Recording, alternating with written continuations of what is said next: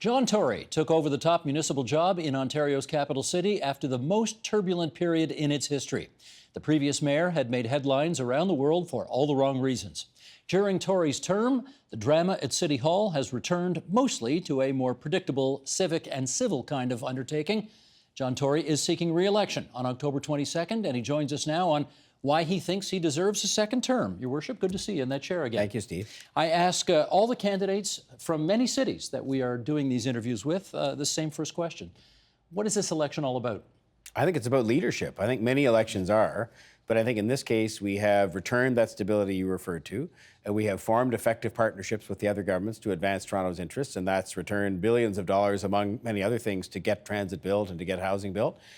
We have kept taxes down, which I think people appreciate, and at the same time as we've expanded services. But I think it comes down to leadership and who can best maintain those partnerships, who can stay the course in terms of getting the transit built, addressing affordable housing in a realistic way, keeping taxes low. And so I think that's what it's about. You're probably going to hate this, but I'm going to ask you to do it anyway. Want to give yourself a letter grade for how well you think you've done? No, I just won't hate it. I'll just refuse to do it because you know what? The people who get to give the grades are the people of Toronto, and they will vote in a few days from now. And, I think based on what they tell me, they've given me some very clear indication of what they want to see get done and some areas where we need to work even harder. And that includes all of the things that I've mentioned. But having said all that, I think they have appreciated the fact that the city's doing well at the moment. It's got challenges, but it's doing well. It's attracting a lot of jobs and investment, which are a precursor to anything else that you want to do. I think they feel it's well managed financially. I think they've seen the stability that's been at City Hall, and I think they've seen the effective partnerships that I've had with actually 4 different leaders. You've had Stephen Harper and Justin Trudeau, and you've had Kathleen Wynne and Doug Ford as Premier. And, I've managed to work with them all to get things done for Toronto. Is that part of your shtick, if I can use that word, that you see yourself as a guy who doesn't matter what party's in power at a senior level of government, you can get along with them and do business? I think it's my job. I think when you're the mayor of Toronto, your job is to forge and maintain those partnerships. Now, you have to stand up for Toronto, and certainly people will remember the road toll discussion, which we discussed on this show. They will remember the Bill 5 controversy, and I spoke up in what I consider to be the appropriate manner, registering my objections very strongly and clearly to those 2 different governments doing things that I thought were not in the best interest of Toronto. But I also remember at all times that the next morning I may have to call that same government and say, I need your help on community safety or mental health or housing or transit. And so I think it is your job to find a way to find the common ground so that you can have a partnership with those governments to get things done for Toronto. Because that is a question I get asked sometime. People, as they do you, they approach me on the street and they say, ask him this. Mel Lastman had his own way of being effective, and it was a lot less even-tempered than your way. David Miller had his moments where, he took out ad campaigns, for goodness sakes, when he was criticizing senior levels of government. You have done very little of that, and some people are going to ask whether it's because, you're just conflict averse and you don't want to have those fights with senior levels of government. What's the answer? I sort of look at it this way. If you look at most people in their lives who have business partners or people they have to work with that are not of their own choosing, they're just people who happen to be there. And do they take out ad campaigns or do they go and throw stones at a building and sort of say, well, I'm going to throw stones? What they do is they find a way to work it out. They stand up for themselves, but they find a way to work it out. And so I'm not conflict averse at all. And I think that when it came time to have a conflict over the road tolls or over what happened with the reduction in the size of the city council, I made my views very clear.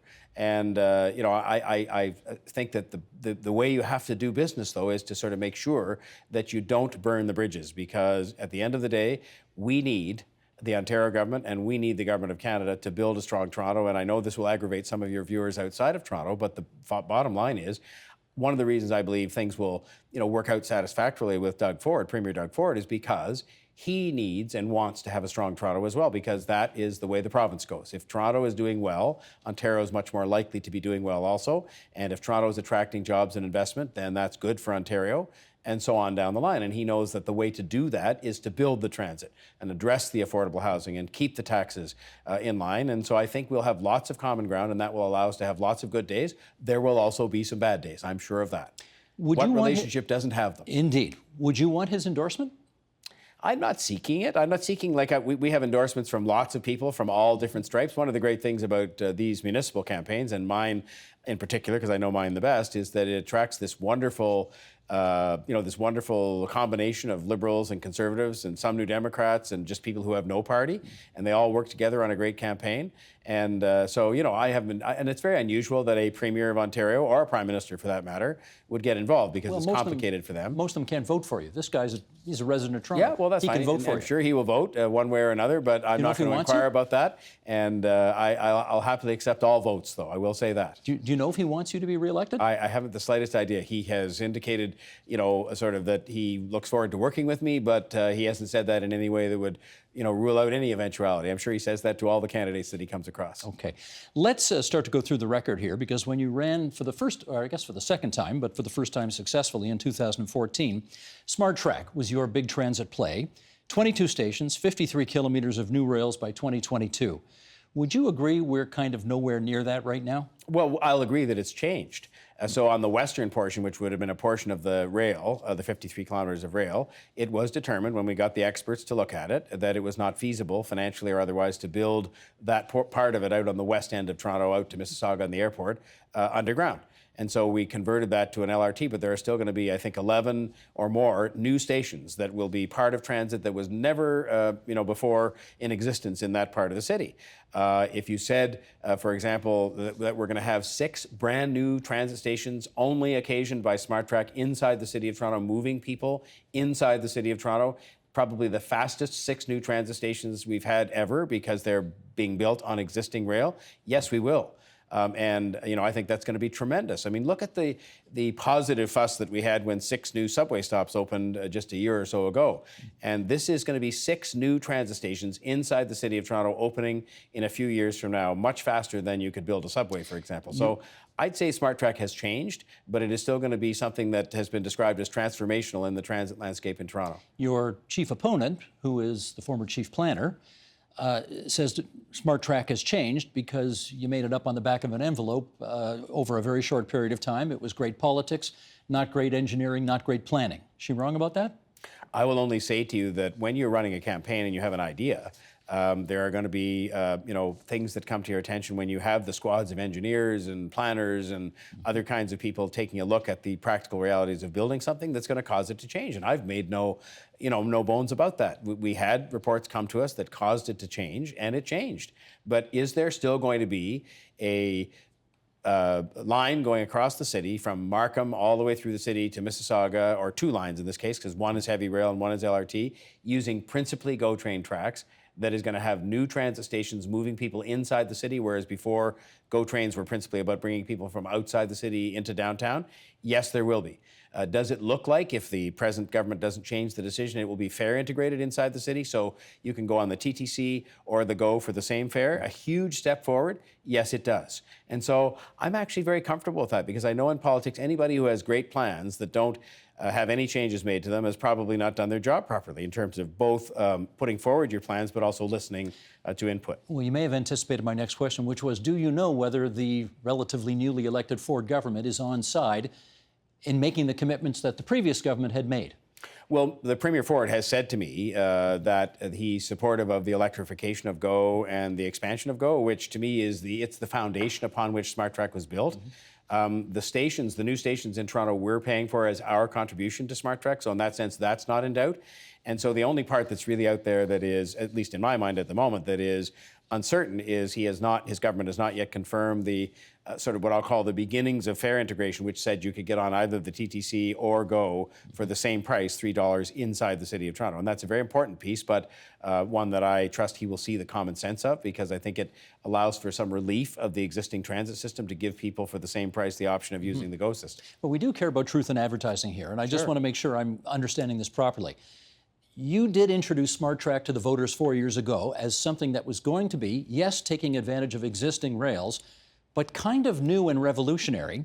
And I wonder, with the advantage now of 4+ years, is this just an expansion of GO Transit's Regional Express Rail? Well, no, it's not just that, because what it represents is the 6 new stations and a bunch that are being refurbished, by the way, that were part of that total number of stations you mentioned, that are going to be used much more extensively to transport people inside the City of Toronto. Isn't it radically different in and of itself? I'll pose this question: to be able to use GO and the TTC for the same fare. Right now you can't, and people as a result don't use GO to the maximum extent, and it helps to contribute to the overcrowding of the TTC. Let's talk housing. Jennifer Keesmaat has put forward what she thinks is a pretty bold plan. She talks about a tax on luxury homes to pay for affordable housing, 100,000 affordable units over the next decades. Your plan, if I understand it, is offering less than half of that. Why aren't you offering more? Because the city officials and people in the industry told me that it would not be realistic to do so. And I'm just not in the business of offering people targets like that I know, based on all the advice I have, are not achievable. My number, which is 40,000 over 12 years, came from me asking the city officials and consulting people in the industry as to what was an achievable number. And they came back and said 30,000 over 10 years. And having learned from my old boss, Ted Rogers, you never accept the first number you're given, I said, well, I'm not happy with that. We need to do better because we really have an urgent need. And so we talked and we talked and we came up with 40,000 over 12 years, which is, instead of 3,000 a year, it's about 33 or 400. And so I realized that the need is even greater than that, but there is no point, Steve.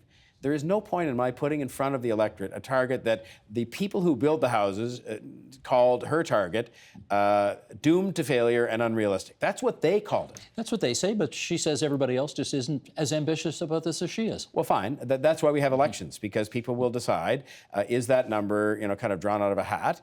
And is it, something that it was said to get elected, which I just am not going to engage in that. I mean, I put forward a target. I told you where it came from.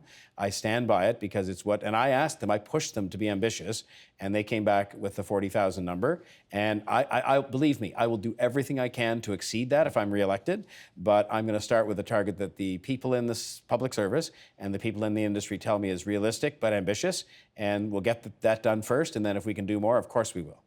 To that end, there have been studies that have come out, you've probably seen this, where it compares the need that this city has right now for infrastructure updates to an iceberg. What we see above the surface of the water is only a small fraction of what is lurking below the surface. And they talk about a long-term financial requirement of about $30 billion in unfunded projects. Or else the city starts to go downhill if you don't start tackling this stuff. How is this going to be covered? How is this going to be done? We've actually made more progress in the last term, and I mentioned earlier on the road tolls thing, and people forget that the road tolls were precisely designed to meet a big chunk of that. Mm-hmm. And it was to give us the revenue to pay for certainly the transit projects.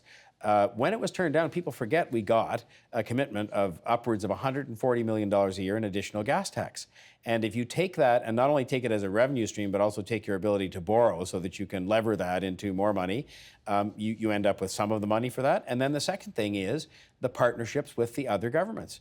We have today, in commitments from the other governments, $9 billion we did not have when I became the mayor. There wasn't a penny of that committed for any of these transit projects. And so I maintain, and it's a matter of, again, their mutual interest with us in having a strong economy and having a livable city and all that to build the transit and address housing. We had no national housing strategy when I became the mayor. And I won't take sole credit for this, but I think the other mayors of Canada would tell you, the big city mayors, that I took a leading role, which Toronto had not for many years, in crusading with the current government for what I think is quite a robust national housing strategy. And are you availing yourself of all aspects of that national housing strategy right now? Well, we will. The money really doesn't start to flow until 2019, which was a little bit disappointing. But having said that, I'm still grateful that it's coming, and we will. You know well that because the real estate market in this city has been so hot for so long, the land transfer tax, namely the money that comes into city coffers every time there's a housing sale, has been absolutely buoyant over the last many years. It's softened as of late. And if that revenue turns out not to be as buoyant as you are counting on, is there a scenario under which John Tory, as mayor, would champion higher property taxes in order to make up the shortfall? Well, you could ask me 1,000 hypothetical questions about different financial That'd be one of them, what I just did. That was Yeah, one. yeah. And, what I would say to you is we began the process of becoming less reliant on steadily increasing land transfer taxes by budgeting that number to be flat for this year. And I'm optimistic that that's what will be achieved because there's still lots of activity in the real estate market. And by the way, I was honest the other day when asked by the real estate industry, would I get rid of that tax? And I said, I'm sorry, we're not in a position to do so because it's paying for a lot of transit and a lot of childcare and a lot of other things. And so I would just say to you, my commitment on property taxes and commercial taxes is very clear and has been from the beginning of the campaign. Others, not so much. Other people, are not so clear. I have said that I will do what I've done the last 4 years, which is to maintain increases in property and commercial taxes at or below the rate of inflation, which I've done for 4 years at the same time as producing surpluses every one of those years and investing record amounts in the TTC, record amounts in housing, record amounts in childcare and other things across the city. And so I've proven, I believe, that big projects do not require big tax increases. You can do it. Speaking of record amounts, we are getting record amounts of gun violence in the capital city of Ontario, not just this year, but in years past as well. I'm not going to sit here and obviously say it's your fault, but one of the things that presumably you're discovering as the mayor is that you have precious little power to do anything about this, right? The laws about whether or not to ban handguns in the city, you don't have any authority over that. That's a federal responsibility. I mean, the police are very much responsible for effecting whatever change is going to happen. You're on the police commission or the services board, whatever they call it now, so you have influence in that way, but you're not the decider in many ways. So what do you do? Well, you function as a good partner and you function as a leading advocate and do what you can on your own. So on the partnership, we've worked really well with the government of Premier Ford to support the police, which is sort of point number one. And we're going to have enhanced police resources, 200 police officers hired this year and next year to make sure they're supported, especially when it comes to neighborhood policing and technology they need. Point two, where you can be a good partner and an advocate. I have probably been the leading advocate first out of the gate in the country, first out of the gate, meaning in this most recent chapter, at calling for substantial changes to our gun laws. And people debate whether it's going to be this effective or that effective, but the bottom line is I pose the question, and I pose it all the time, who in the city of Toronto needs a handgun? And my answer to that is nobody. And so even target practice shooting, sportsmen? I mean, look, I feel badly, but there are lots of things in our lives, Steve, where the public interest outweighs somebody's hobby or somebody's desire to do something. Perfectly law-abiding citizens, but we place the public interest first. And to me, getting these guns off the street, out of the hands of people, is going to be contributed to by having it just not here at all. I mean, if we could get rid of the handguns. So I've been a leading national advocate for a year on that. I mean, I went up to a conference in Ottawa a year ago and spoke strongly about that. And then thirdly is investing in kids and families, where we've had a good partnership with the Government of Canada, who are really helping us a lot to invest in some of the neighborhoods where it doesn't surprise your viewers, I'm sure, to know that the same places where you see the roots of the gang-induced violence that we've seen are the same places of higher unemployment, higher youth unemployment, higher school dropout rates, and we've got to invest in those kids and those families to make sure that we can offer the kids, in particular the kids, a more positive option in their lives than being associated with gangs. So those are the three things we're trying to do. I think people out there know there is no magic answer to this, and anybody who pretends there is trying to fool them. I do want to return for a moment to the issue of how well you play with others, if I can put it that way. You had a mostly good but occasionally complicated relationship with Kathleen Wynne, particularly when she canceled the road tolls on you. You've had a complicated relationship with the current premier.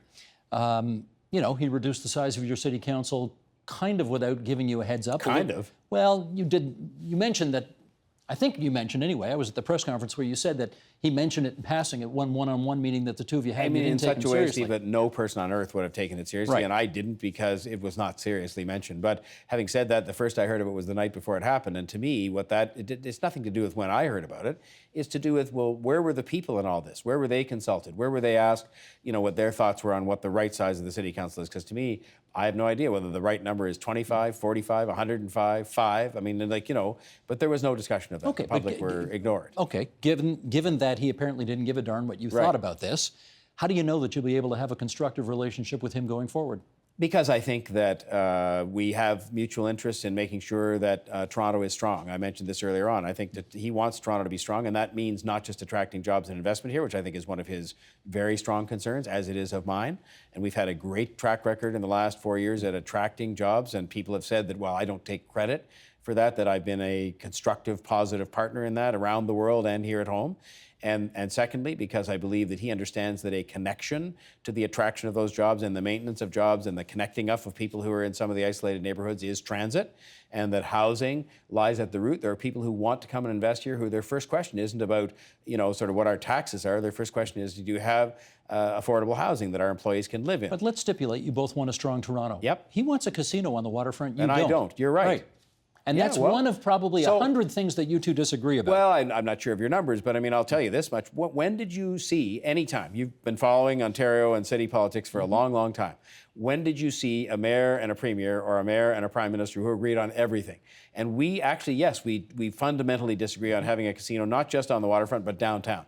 I don't think great cities have casinos downtown. I also believe we have enough gambling, including gambling we went along with at Woodbine, because it's going to create jobs in that part of town that is sorely in need of jobs for people, not just casino jobs, but a lot of other development. But yes, we disagree on that. But you're presuming that he is going to follow through and that that's on his big wish list of things to do. I'm presuming it because I hear from a lot of people at Queen's Park, Steve, he's got the premier's job, but the job he really wants to do is John Tory's job. He wants to be the premier, and he kind of wants to be the mayor of Toronto at the same time. Well, that's fine. But you know what? At the end of the day, you named one issue, and I told you, yes, I'm very adamantly opposed to that, and I think most of the people of Toronto would be opposed to that and think we have enough gambling here, and we'll cross that bridge when we come to it. Again, it's a hypothetical question because there's been no announcement of a casino. I hope they'll just follow some of what I recommended in a report did the study I wrote on for this, the previous that's right. government, and it didn't involve a casino. In fact, we went out of our way to say it's not a proper place for a casino. Okay, we got a few minutes left here, and I want to touch on one more thing. You're a confident guy. You've been in politics 50 years. I mean, you've been around an awfully long time. And we are talking to you one-on-one, as opposed to with the other chief competitor of yours who has a shot at winning this thing. There's 36 people running, and 34 of them don't have a chance to win. But you and Jennifer Keesmaat are the two prime contenders. CBC canceled a debate because your team said that you didn't want to debate her one-on-one without all the other candidates in there. You gave us the same admonition as well. Happy to come to your studio, debate with lots of people, not going to do a one-on-one with her. Why not? Well, why don't I ask you a question in reply, which is, well, why are you seeking to exclude all those other people who, in good faith, many of whom are very serious candidates? You want to have 36 people here? Time. No. And we never said that. We said there should be a representation chosen by the people who are hosting the debate of the other candidates, and that they should be allowed to come on. And I will say this to you. We debated as recently as last night. And I will say to you, without exception, the candidates who've been included at the choice of those hosting the debates, I believe, have made a very positive contribution to a broader discussion. What are they polling at? What are they polling at right now? I don't know. We know. But One, I two. will say to you that I've also had lots of chance during the 5 debates I think we have had to have lots of exchanges with my principal opponent. So, I mean, to me, this is much ado about nothing. We're having debates. I believe they've been added to by the presence of those other people. And I think it's presumptuous to say all those people. You know, when I ran in 2003, Steve, I started off at 3% because you were the one that said, what are they polling at? So at 3%, that's where I started. The first poll that was published, I was at 3%. So I guess by the standards that seem to be applied now, I wouldn't have been included in those debates because I was not polling high enough. And I'd say, well, boy, I would have probably taken some exception to the fact my candidacy, along with any of these other people, has just ruled out. But if we're going on polling, there's a candidate in third place, and nobody's inviting her, including us. We wouldn't invite her either. Yes, and by the way, just so that people know you're not talking in code, I mean, you are talking about a candidate, and there's 2 of them in the race that have espoused white supremacist views. Yep. And I indicated very clearly, and I think I was fair about this, because at the beginning of the campaign, long before there was any debate scheduled by anybody, I said, I have 2 things. One, I think it's important to have a representation of other candidates take part in these debates. Didn't say who, I didn't say how they should be picked. And 2, I will not debate people who espouse white supremacist views. I don't think those views have any place in our politics. And so I haven't debated them. I don't doubt your bona fides on this, but you may be surprised to hear Marcus G. does. And here's what Marcus wrote in the Globe and Mail not too long ago. He says, your logic is a little rich. The reason that the Tory camp wants to avoid a one-on-one is that it would legitimize Ms. Keesmaat. Voters who haven't been paying attention would see that Mr. Tory has a serious and credible rival. Although this is her debut in politics, Ms. Keesmaat is a forceful speaker and a strong debater. People might like her. If, on the other hand, she is on stage with others, then it looks as though she is just one in a crowd of no-hopers. It is the mayor, the well-known incumbent mayor, against the rest. No, you are a former campaign strategist. You're probably doing more campaign strategizing on your own campaign than your people would like. But is he wrong? I would just say to you, the people get to make that judgment. We've had plenty of debates. There's been plenty of exchanges between Ms. Keesmaat, who I have respect for, and the other candidates involved, and me. And the people get to judge. They watch all of that. They take everything into account in terms of the commitments people make and the realistic nature of those and who can form partnerships and all the rest of it. And they make a judgment in just under 2 weeks from now. Okay, and I'm confident in their judgment on that. I'll ask you one last thing. We're down to our last minute here, and that is this. You are known as a guy who actually, and I have no hesitation saying this, you know, quote unquote, for a politician, leads with integrity. I mean, people have said this about you for many, many decades. It's often been asked, is John Tory too nice to be in public life? So I want to ask you about two guys who are on your team who are not necessarily known for being guys with as much integrity as you. Warren Kinsella and Nick Kouvalis, both of whom are really well known, and I like them both and I know them both, right? But they're brass knuckles guys, right? They are tough, tough brass knuckles guys. How come they're part of your team?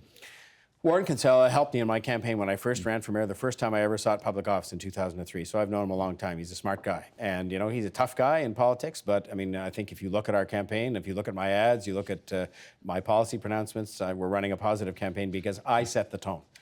Nick Kouvalis is somebody who helped me in 2010. He has had, 2014 rather, he has had some personal issues, which I think have led him to say things, and I've stood by him because I stand by people. I mean, one of the other things I think you would have to say, people say about me is I'm loyal. I'm loyal to people, but I've made very clear, I set the tone in the campaign. I'm the candidate. And I've said there will be no over-the-top stuff. Everybody knows that. And you know, but we have a big tent full of all kinds of liberals and conservatives, as we discussed earlier, and the odd new Democrat and people who have no party at all, helping me to get reelected as mayor. And I'm happy to have the help of the whole team. I just sometimes am sorry at the fact that a whole bunch of other bright young people who in fact have the top positions in the campaign manager, and so on, that they don't get written up at all. It gets buried underneath these stories that get written over and over again. And just finally, and I'm going to ask her to do this for you as well, can you say something complimentary about Jennifer Keesmaat? She's got a lot of ideas. And look, I've said before that I worked well with her at the City Hall. You know, there were some things that didn't get addressed that I wanted to, and I'm sure she'd say the same of me. I mean, it was not as if we had a tumultuous relationship. It had a couple of moments, but again, as I said earlier on, relationships, partnerships have tumultuous moments. The key is, can you get through them? And, you know, let's not forget that when she left the City Hall, she endorsed me and said I should be reelected. It's on video. And, you know, I mean, she's had a change of mind now that she's running for public office. But again, I would just say to you that, you know, she was a professional, and I admire that. There's nothing more important than having professional public servants to help you sort out what are incredibly complicated issues that you have to deal with when you're an elected official. That's John Tory, 65th Mayor of the City of Toronto. We thank you for coming into TVO tonight and sharing your views. The Agenda with Steve Paikin is brought to you by the Chartered Professional Accountants of Ontario, helping businesses stay on the right side of change with strategic thinking, insightful decisions, and business leadership. Are you on the right side of change? Ask an Ontario CPA.